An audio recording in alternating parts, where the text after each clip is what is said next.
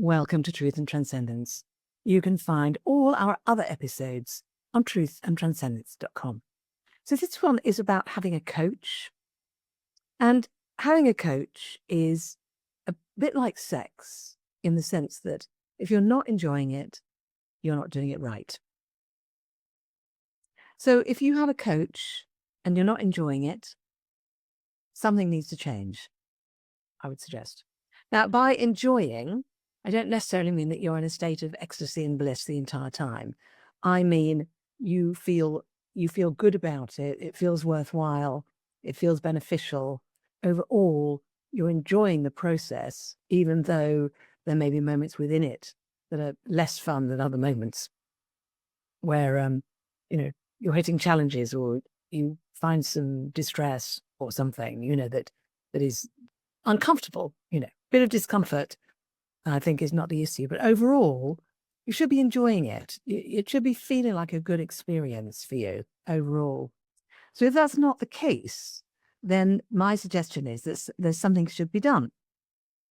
So what could be done if you're not having a good experience with your coach?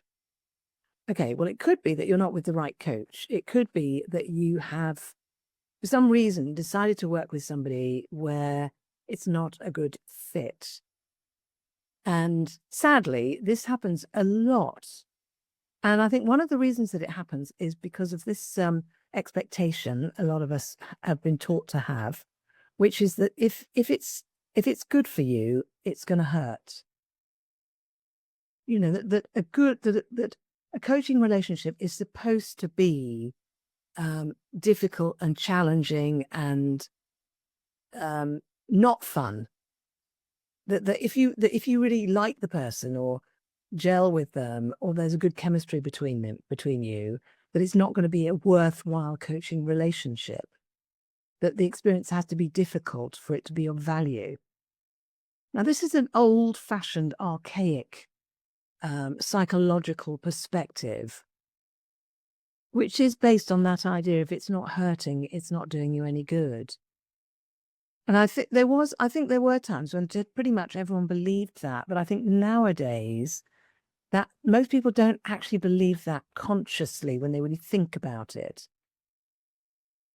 So when you go to the gym, there's a difference between working hard and feeling a stretch and feeling the muscles working and doing something where you're actually damaging yourself in a bad way. Now, some people say that you need to break down the muscle to some extent for it to grow back powerfully. And others say, no, that's not true. So I'm aware that there are some arguments around this. But I would say in relationship to coaching in particular, if what's happening is that you're being broken down, or if what's happening is there's actual damage happening, that's not good. That's not supposed to happen. So if that is happening, you may be with the wrong person. And it could be that you need to go back to one of the other people that you checked out when you first did your searching and screening process and select somebody where there's more of a natural connection and natural resonance between you. Another reason why it might not be working is because it could be that the coach you're working with is actually going through a difficult time and they should be taking a bit of time away from working as a coach. Now, this is an extreme situation because a good coach will be able to go through a difficult time, whether it's a divorce or the loss of a child or all kinds of possible really difficult personal things that can happen. A good coach will be able to navigate that and actually regulate themselves and be able to judge accurately whether or not they should be working with clients. And very often, yes, they should be working with clients because they're human and their humanity is most of what allows them to be a really good coach in the first place. So generally that shouldn't be happening, but there may be a possible case where your coach is not regulating well enough and they'd be better off taking a break, and you'd be better off either taking a break or working with someone else, even if only temporarily. But Commonly, if someone is not enjoying their relationship with their coach and the work, commonly it's because they are not making the best use of the opportunity. So that could be they haven't actually asked for what it is that they really want and need. This is extremely common. Again, we have this psychological mindset that thinks that we have to somehow maneuver to get what we need from our coach, rather than simply asking for what we want. Because many of us have been taught not to ask for what we want, to believe that if we really do that, we're going to make ourselves far too vulnerable and put ourselves in the power of the other person, and we mustn't do it. To the extent that many of us actually have been taught to not even be conscious of what we truly want, and then it becomes impossible to ask for it. And I think some of us have had the experience of, maybe in a personal relationship, asking for what we want and then being mocked or ridiculed or abused in response to that. Now, that's an incredibly traumatic experience, and that can put us off asking for what we want forever in some cases. So if you're not really happy in getting what you need from your coaching relationship, maybe ask yourself, have I really asked for what I really, really want? The most common thing that people want from a coach is to be heard and to have a space to simply be who they are. That's the most common actual need. But it's amazing how rarely that's what is actually asked for. It's astonishing, really, given that's the most widespread actual need, actual requirement. And why do we not ask for that? Well, we think it's too basic. We think it's not a good enough reason to be with a coach. We think we have to come up with something more clever, more intelligent, more impressive. It could, if that's really what you need and what you want from your coach, have you asked for that? Have you said, look, all I need is for you just to listen to me and just let me be who I am and just give me the space for that and just let me be heard? Maybe that's what you need. Maybe that's what you want. Because actually, if you think about it, if we're getting that in our lives, if we're feeling heard, if we're feeling we have the space just to be ourselves, that's the most amazing foundation for everything else. Because that helps foster self-acceptance, which fosters self-worth, which fosters self-trust, which fosters our ability to trust ourselves. All of these things that I talk about all the time on this show and that many of my guests talk about. So if you're not getting that from your coach and that's what you need, ask for it. Another reason some of us don't feel that we're enjoying our coaching relationship is because we accept things that our coach says to us and that our coach recommends when we don't really feel that it's right. Some of my most successful coaching relationships, when I've been the coach and then they've been the client, has been when the client has said, no, Catherine, you've completely misunderstood what I just said. What I actually felt was this. What I meant was this. Or where they've said, no, I don't want to do that. That doesn't feel right, that thing you're suggesting. Or, no, I don't want to go and talk to that person about that because of whatever. And the reason that really lent itself to a very successful relationship is because, A, it informed me correctly. It corrected my misperception.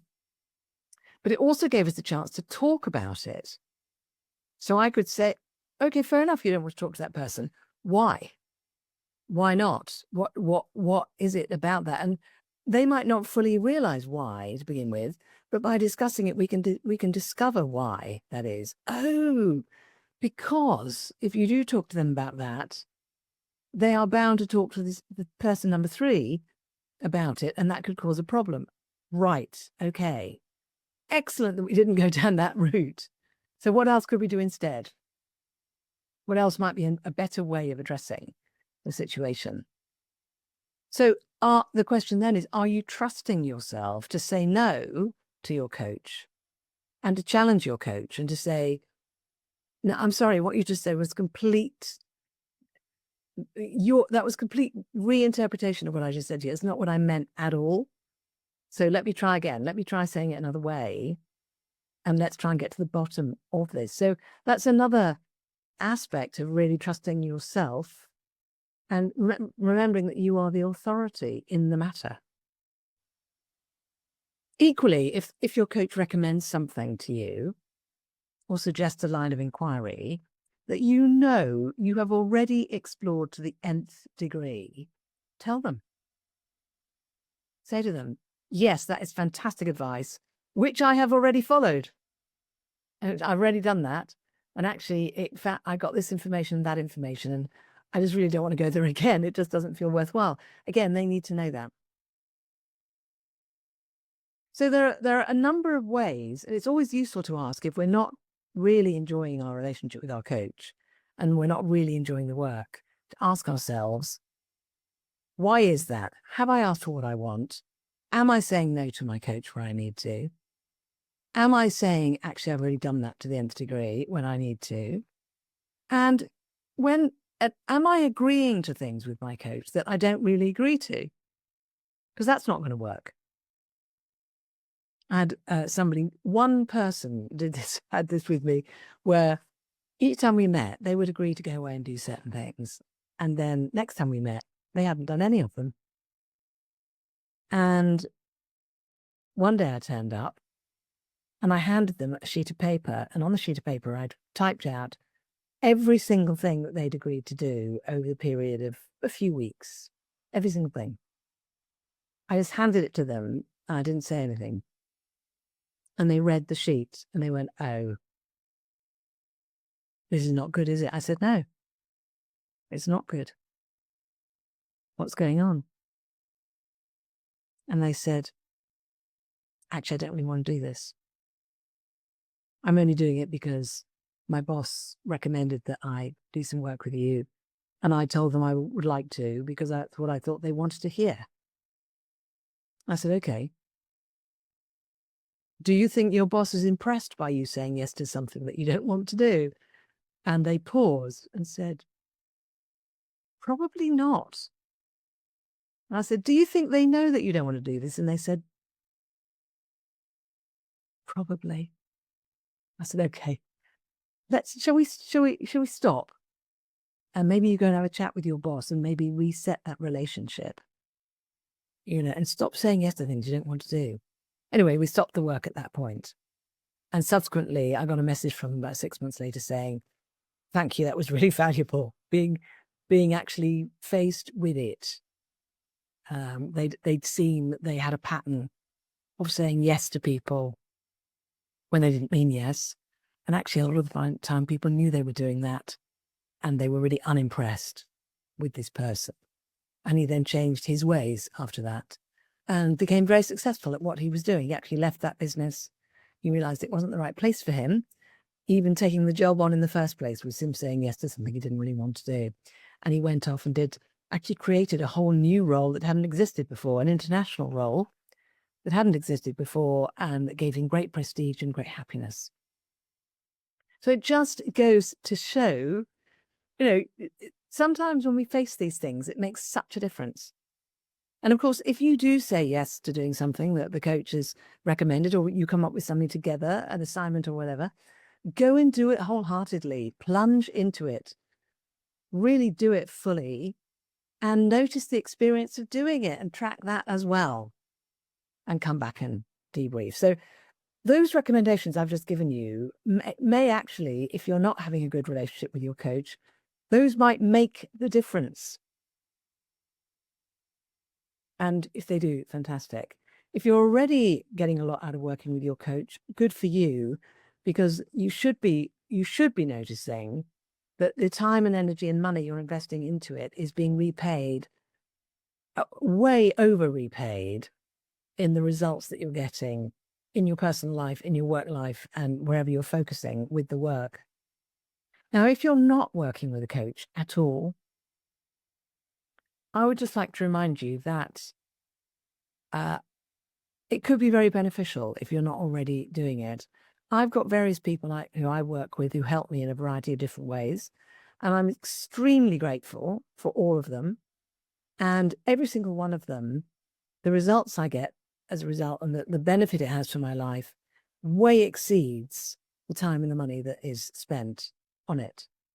So if you're in a situation where you know that you've got more potential, or you know that the situation you're in has more potential, or that the projects you're involved with have more potential, and if you feel that by investing in yourself and increasing your ability to draw on your own inner resources and to maximize the skills and potential that you already have, if you feel that there's scope there for growth and expansion, and that could help you be more successful, happier, more fulfilled, healthier, more in love, whatever it may be that's most of interest to you at the moment, then I really encourage you to seek out someone to help you to do that.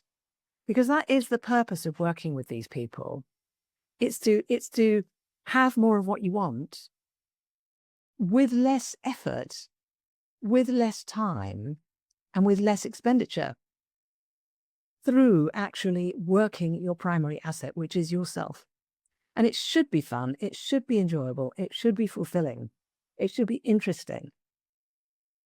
So if you feel that's you, if you feel you're somebody who is not working with a coach at the moment, but you've got an inkling that actually you could leverage yourself more, then go out and search out and find somebody and keep screening until you find someone where you absolutely feel like, I cannot not work with this person. This is just such a good fit. It's going to be so much fun. I'm going to love it, and I'm going to get so much out of it.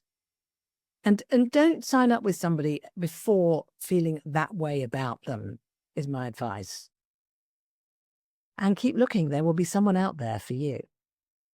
They may be one of my guests that you've already tuned into, or it might be me. If it's me, get in touch and we'll have a chat. And I will never, ever try and persuade someone to work with me if I'm not absolutely convinced that it's a really, really good fit. Life is too short for that. Some people talk to me and we realize we're not a good fit, but I introduce them to somebody else. Or as a result of the conversation, they have more clarity about what they're actually looking for. And it helps them to go out and find that person. So thank you for watching. Thank you for listening. Please check out the other episodes on truthandtranscendence.com. And like I said, get in touch anytime if you think you might like to work with me. Have a fantastic week, and I'll see you next time.